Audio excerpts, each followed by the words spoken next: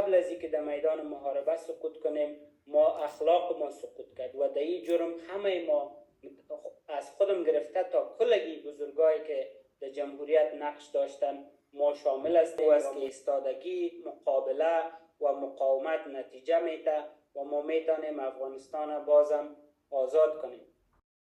دوستای عزیز، میخوایم درود بگویم بر روان پاک تمام شهدای افغانستان، شهدای نیروهای امنیتی، بالخصوص جنرال صاحب شهید عزیز ما، بزرگ ما، جنرال صاحب داود، مولانا صاحب نوری، جنرال صاحب رازق، مولانا صاحب ولی صاحب عمر و تمام شهدایی که در 20 سال گذشته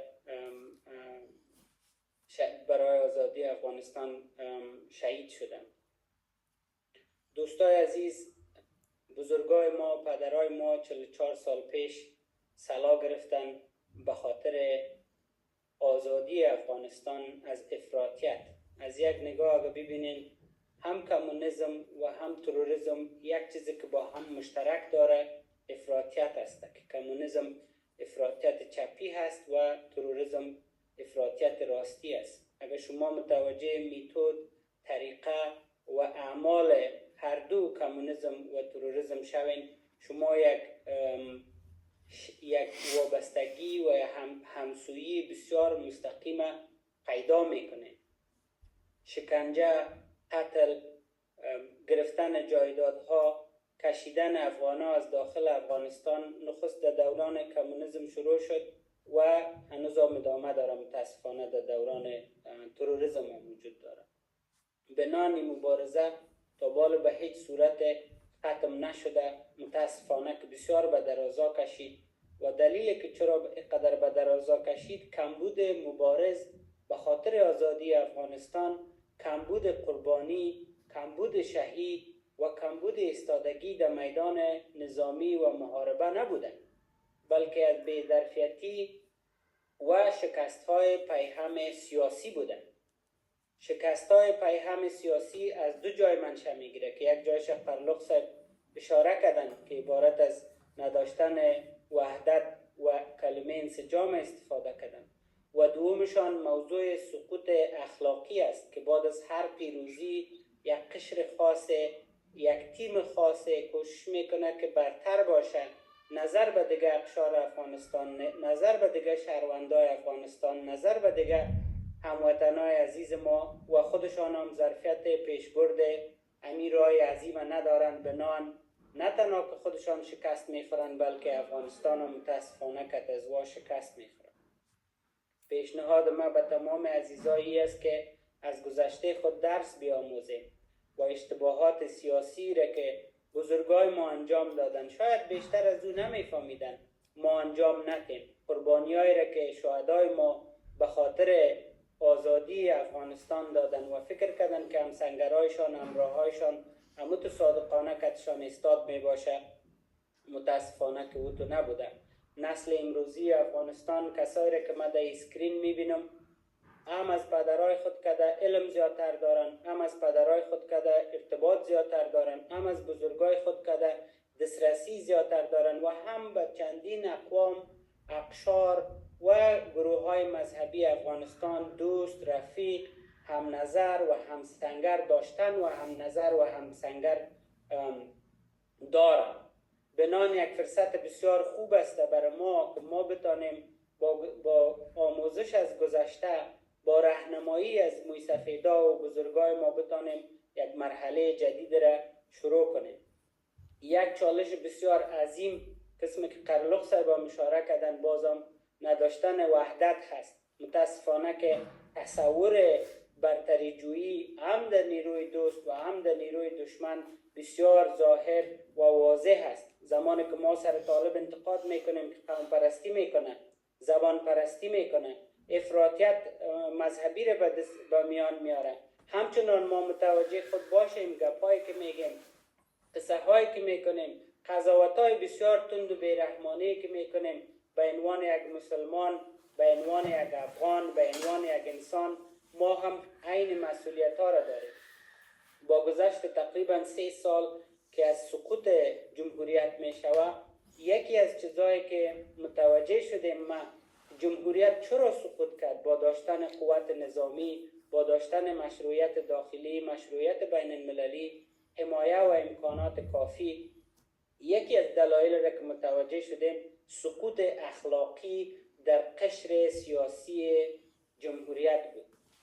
متاسفانه که ما قبل از اینکه در میدان محاربه سقوط کنیم ما اخلاق ما سقوط کرد و در این جرم همه ما از خودم گرفته تا کلگی بزرگایی که در جمهوریت نقش داشتن ما شامل هستیم و مجرم از این عمل هستیم که ما اخلاقاً سقوط کردیم و بعدا ما سقوط در میدان محاربه را متوجه شدیم.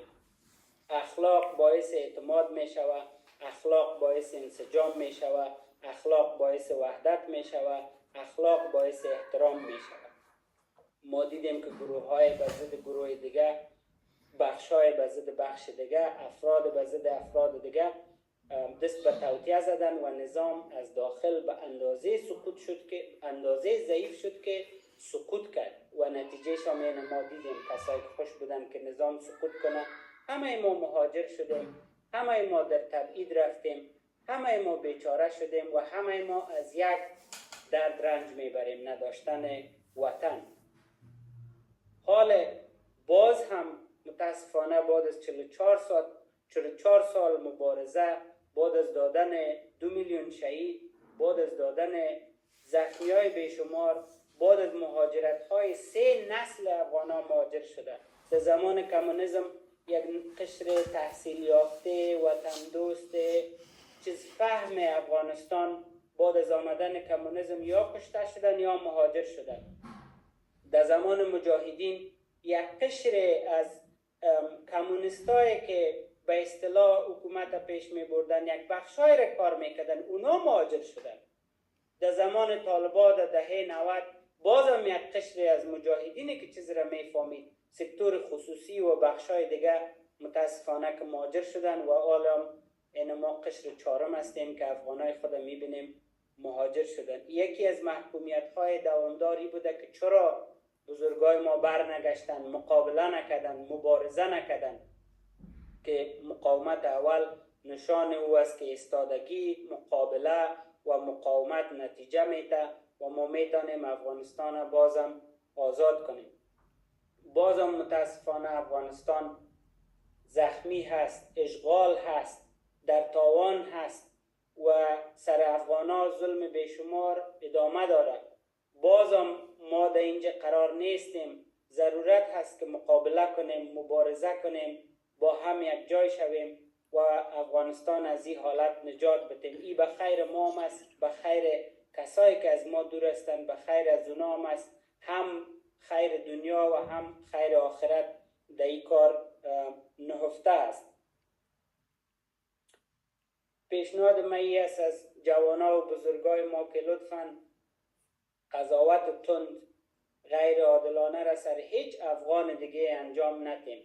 شاید جایی که اونا هستند، در حالتی که اونا هستند ما نتانیم درک کنیم. همه ما به شکل مساویانه درد میکشیم، بعض ما زیادتر، بعض ما کمتر.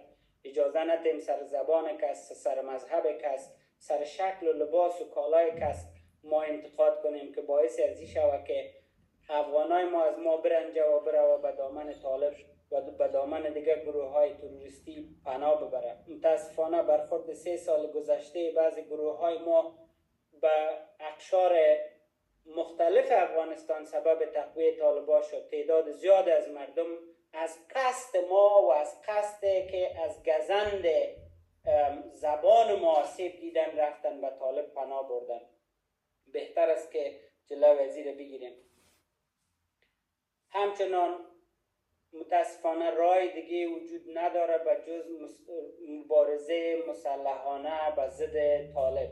رژیم طالبا به هر قیمت و به هر صورتی که می شود باید تبدیل شود و مطمئن باشین که ما ظرفیت تغییر رژیم طالبا را درایتش امکاناتش داریم.